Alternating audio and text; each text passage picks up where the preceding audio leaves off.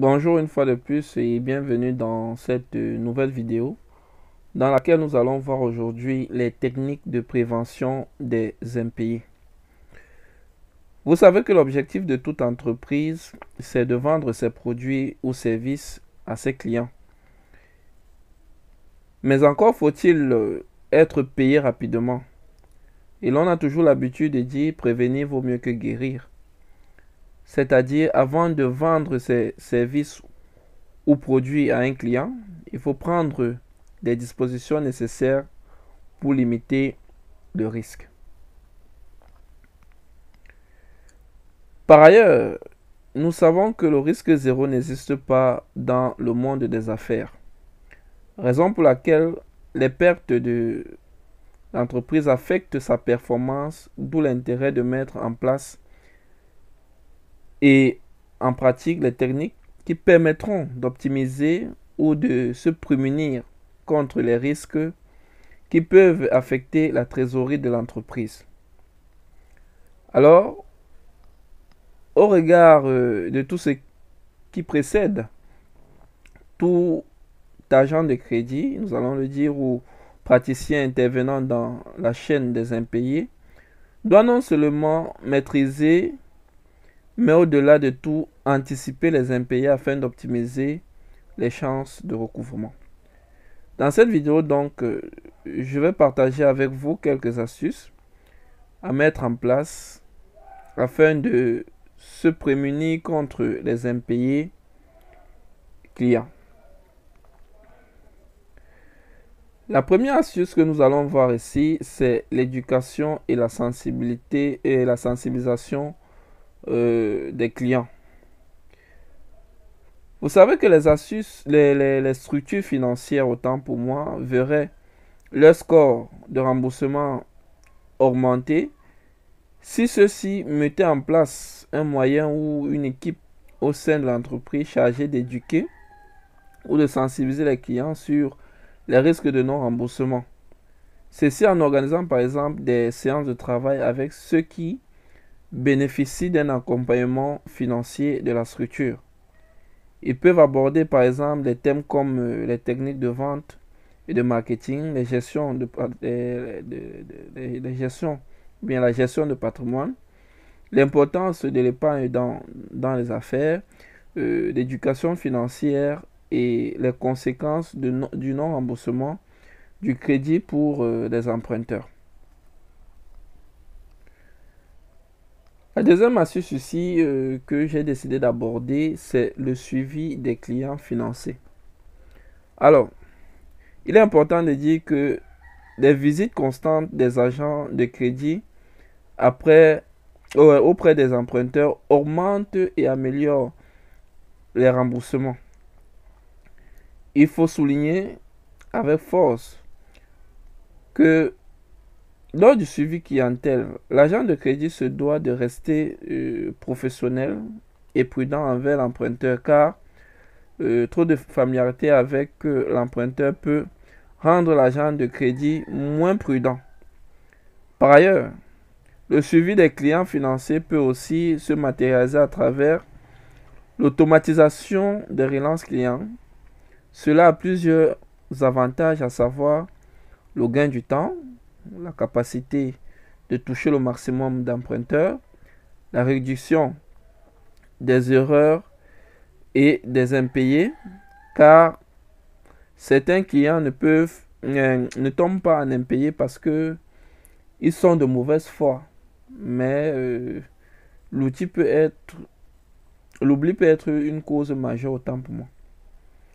Alors, raison pour laquelle donc, pour plus d'efficacité et de fiabilité, il est important de catégoriser ces emprunteurs, c'est-à-dire les classer en fonction de leur comportement.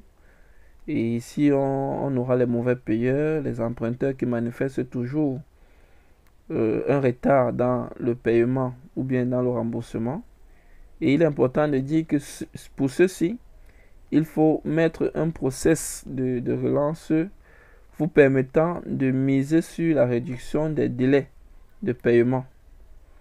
Donc voilà un peu en quelque sorte en ce qui concerne l'astuce sur le suivi des clients financiers. Nous allons donc voir cette astuce qui est le renseignement sur le client.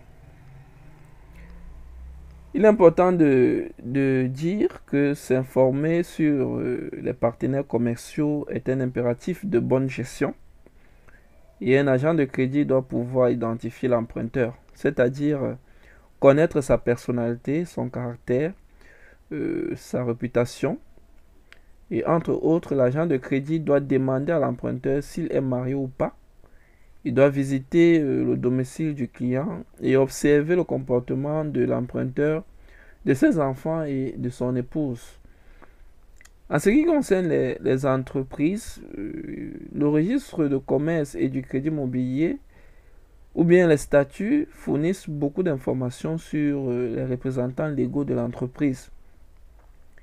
Il est toujours important de vérifier dans les statuts de l'entreprise afin de se rassurer que le client qui vient prendre le crédit au nom de l'entreprise est habilité ou a bien le pouvoir de le faire. Dans le contexte de la visite clientèle, beaucoup d'éléments peuvent être révélateurs et vous permettre de ne pas monter le dossier de crédit du client. L'agent de crédit doit avoir une posture de détective lorsqu'il descend sur le terrain pour faire les visites d'activité. Alors, il ne faut pas avoir peur de soulever par exemple des cartons ou les ouvrir pour vérifier s'il y a la marchandise. Vérifiez les cartons qui sont parfois au fond du magasin, car le client peut prendre la marchandise chez son voisin pour montrer à l'agent de crédit que sa boutique est bien achalandée et pourtant pas. Il est aussi important de bien observer les lieux d'exposition de la marchandise. Ils peuvent être révélateurs de beaucoup de manquements, à savoir la poussière sur les étagères et sur les produits qui sont un signe que les produits ne sont pas écoulés. Enfin, il est important de dire qu'on ne donne pas le crédit à une personne qui ne maîtrise pas le business dans lequel il se lance. Donc, l'ancienneté est un atout majeur dans l'activité exercée par le client. Nous allons donc voir ici comment se prévenir les impayés dans les documents contractuels. Il faut toujours se rassurer que le contrat de prêt est signé par l'emprunteur et enregistré. C'est un élément majeur lorsque un client vient prendre le crédit. En ce qui concerne par exemple les entreprises commerciales, on parle plutôt de bons de commande. Qu'est-ce qu'un bon de commande par exemple? Un bon de commande est un document commercial qui permet de prouver l'existence et l'objet d'une commande effectuée par un client. Il est bien aussi utile pour l'entreprise que pour le client et permet de justifier l'existence du contrat de vente. Lorsque le client est un particulier, le bon de commande peut être un moyen de remplir l'obligation d'information précontractuelle. Un bon de commande signé correspond à une promesse inalarmatique de vente.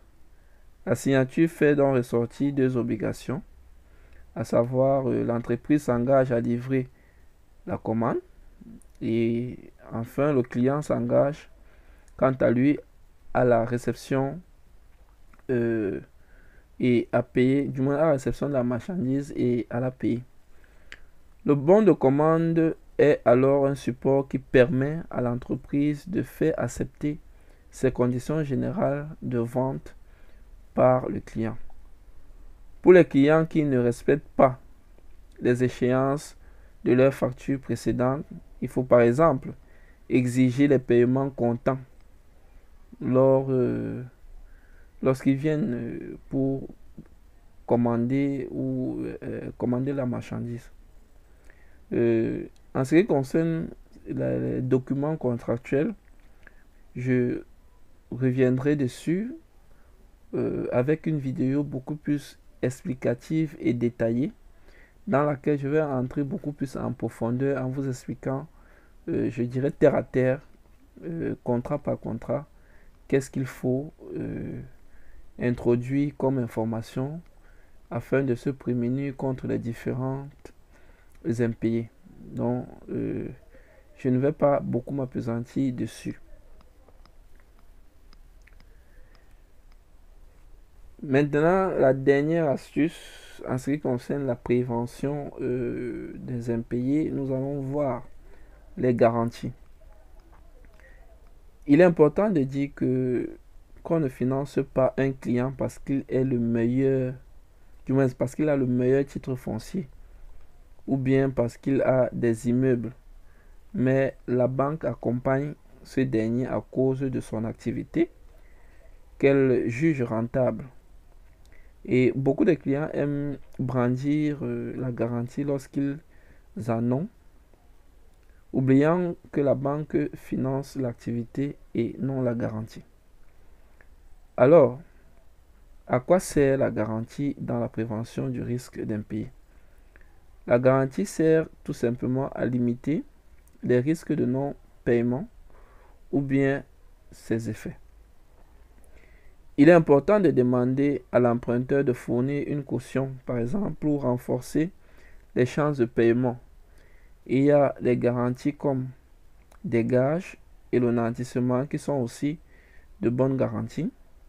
Et par ailleurs, il y a des garanties hypothécaires, à savoir les titres fonciers, les dossiers techniques des terrains, qui sont aussi, du moins, qui est aussi une bonne garantie. Et surtout, ne pas oublier de faire souscrire à l'emprunteur l'assurance crédit, qui est aussi un élément très très important dans la construction d'un dossier de crédit. Donc voilà un peu en quelques minutes ce que j'avais à dire à propos des différentes techniques de prévention des impayés. Mais pour plus de clarté, je reviendrai dessus. Je vais dire astuce par astuce, comme nous avons dit, afin d'entrer beaucoup plus en profondeur. Par exemple, lorsqu'on parle de, j'ai parlé des documents contractuels, je vais revenir dessus avec une vidéo beaucoup plus explicative, bon, qui va mettre beaucoup plus de temps. Et aussi, je vais aborder la notion de garantie et entrer en profondeur pour plus de clarté pour ceux qui ne maîtrisent pas très bien ces éléments-là. Alors, je vous remercie et je vous donne rendez-vous à la vidéo prochaine dans laquelle nous allons aborder pour cette fois, je dirais, les documents contractuels dans un dossier de crédit.